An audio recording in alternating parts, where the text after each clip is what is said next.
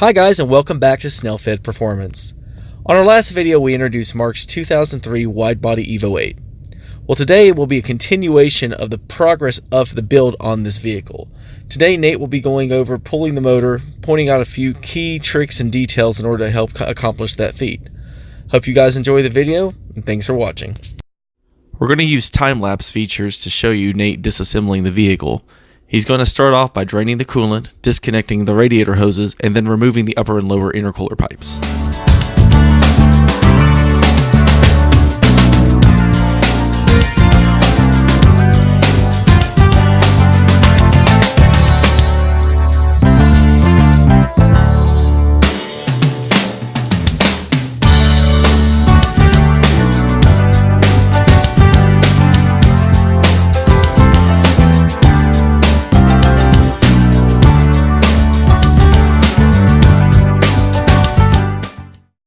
In this segment, watch as Nate removes the oil catch can to get it out of the way. Next, he's going to focus on getting the exhaust system detached from the motor itself. He's going to remove the downpipe and then also get the Super 99 turbo detached from the bottom of the forward-facing manifold.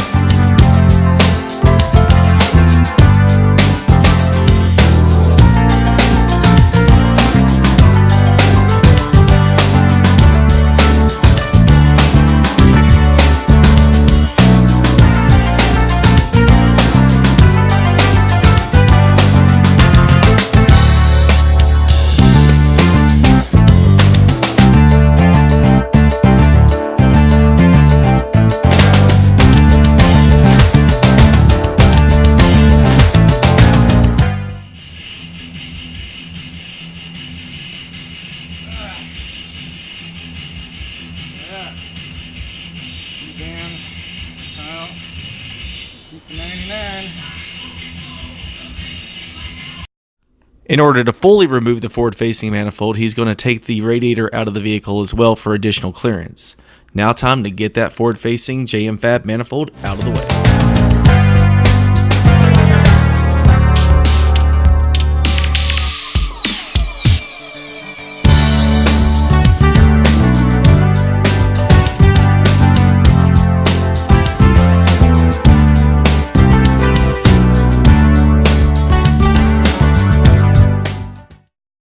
Aw, look how proud he looks holding that manifold. Good job, buddy.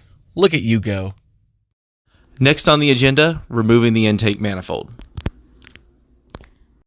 This will be accomplished by removing some of the supporting mods off the top side of the engine. He's going to pull the coil unplug system out of the vehicle. He's also going to detach the fuel rail, the fuel lines, and the fuel injectors and get those out of the way too. You'll also notice that Nate's going to be moving part of the wiring harness to the side, so that gives him additional clearance to work in that section and get the wiring harness overall out of the way for the final motor pull. And he will remove the serpentine belt from the vehicle and disconnect the power steering pump bracket from the block and then move the whole assembly out of the way.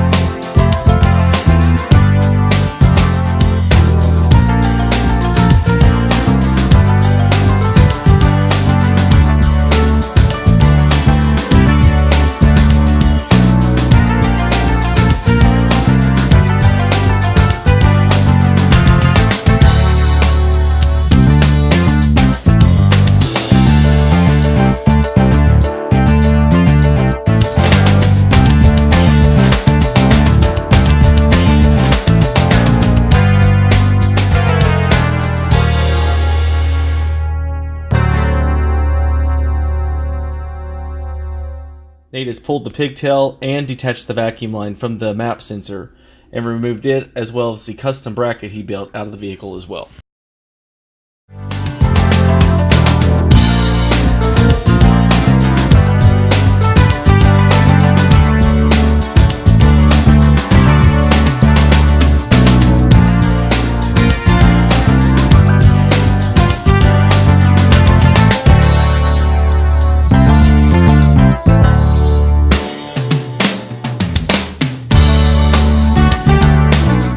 Now with all that out of the way, as you can see, the intake manifold is ready to come out.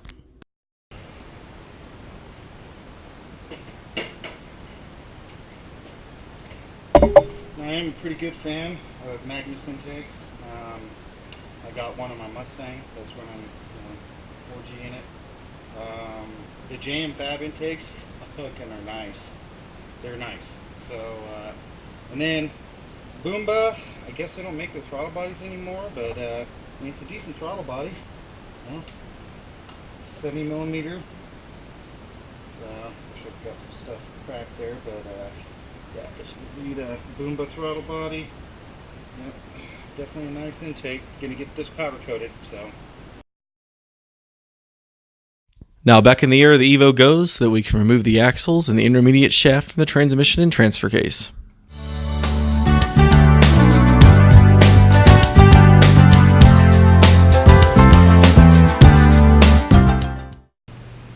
So, I don't know if you can see that, but got some pieces on the magnet there. So, guess we're definitely sending this transmission off to John at TRE.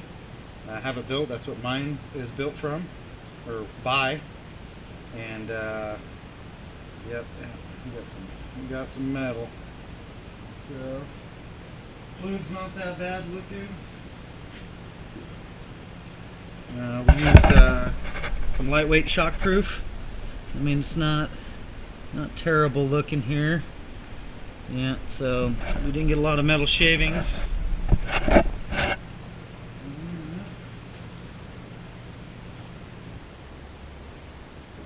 right, these are aftermarket struts, but when you're doing, we're gonna probably have this thing aligned. But when you're doing this on another Evo and all that, say it's got the stock struts or whatnot, this is an eccentric bolt. It has this little edge right here, so you're gonna wanna mark it. You know, mark the head of it, mark this, so you don't, throw your whole alignment off, and you end up having to spend more money to get aligned. So I'm gonna show you the through shaft goes to the transfer case, right down in here. That little shaft has got a hole in the end of it. So what you do, get yourself a little 12mm bolt, thread it in there. Do this. Thread her in there.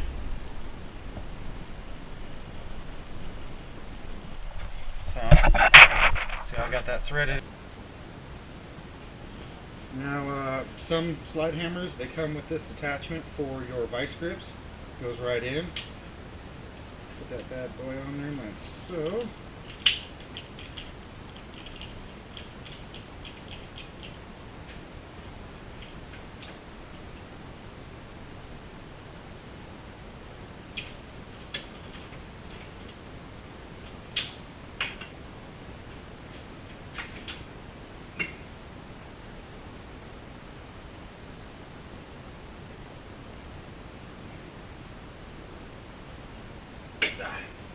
Okay, so I'll show you.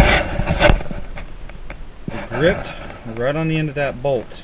That's threaded into the through shaft. And then just basically give her a little. Boom, she's out.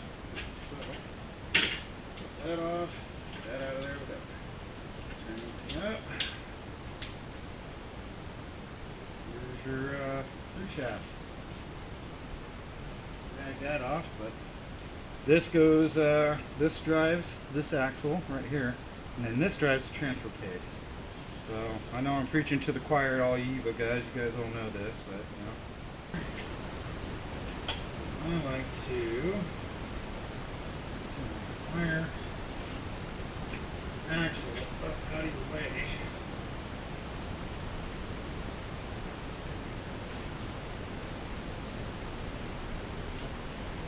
Because I like to pull the transmission and the motor by, all as one piece. We do the, you don't have to do this on the other side, but we do got to get the transfer case off, move it up out of the way, get this motor mount. We got our front torque strap right here, the torque mount, You're going to pull that down, and we got the rear mount and then 2 side mounts. 3 of the mounts are on the transmission. 1 mount is on the other end by the timing belt. Alright, let's head over to the other side. You can see that. Do the same thing over here. This axle out of the way. Pull this transfer case out. As far as the passenger side goes, it's pretty much identical to the driver's side. You're going to remove the 2 bolts that go to the strut through the spindle.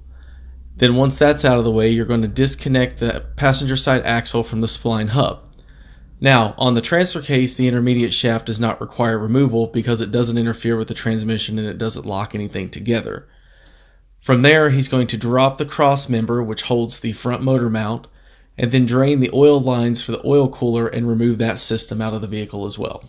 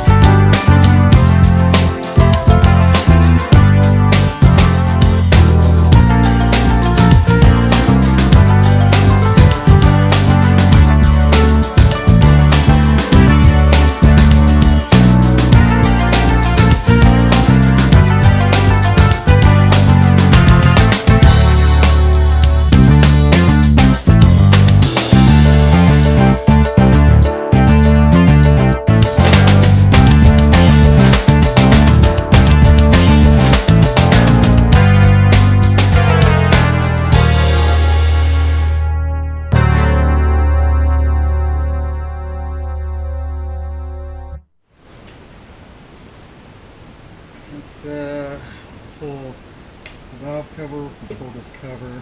That way I don't mar this up, we gotta clean this up.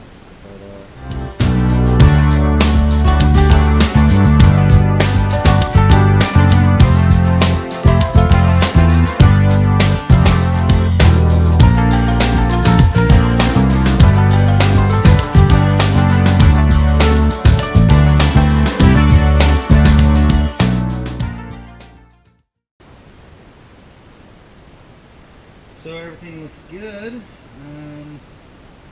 Cams look good. These are the Kelford. What is this one? This one is the 276. This one's a 272. Kind of a specific kind of cam for the 2.4 stroke. So this is actually a 4G64. So cams kind of sort of meant to go with this, but we could do 272s, 280Rs, 288s, whatever you want. Everything looks good though. I mean, so far so good.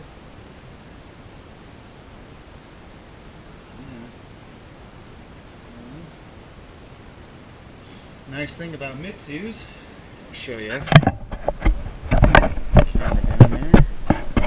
Is you don't have to pull the cams and all that to pull the heads, or pull the head anyway. So now that Nate is about ready to pull the motor itself, he's going to want to make sure that the transfer case is strapped and secured. This is done for 2 reasons. 1, to make sure that he has it out of the way for additional clearance to get the engine out, and secondly, so that it provides a secure support once the motor is removed so that it doesn't fall forward onto the ground.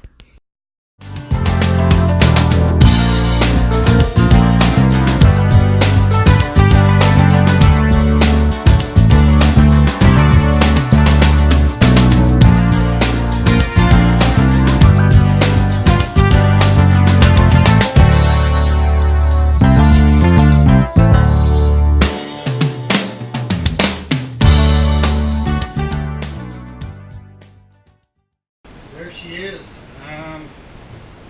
Pushed you over this way, but guess we'll do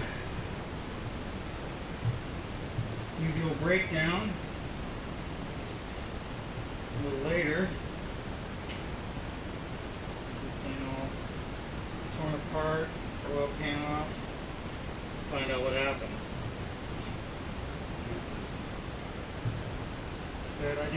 this motor. This is not my build. Let me get this transmission off. This bad boy sent off.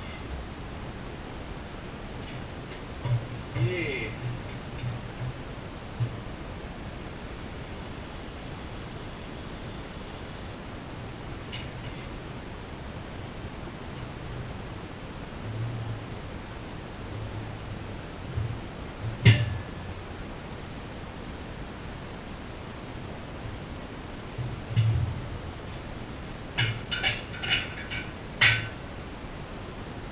So, guess on the next episode, we'll tear this down, throw it on the engine stand, tear it down, find out what happened. I'll rearrange all those parts over there so I can fit some more of that there, because I'm running out of room, and I don't want to take up any of this bench area over here, so yay.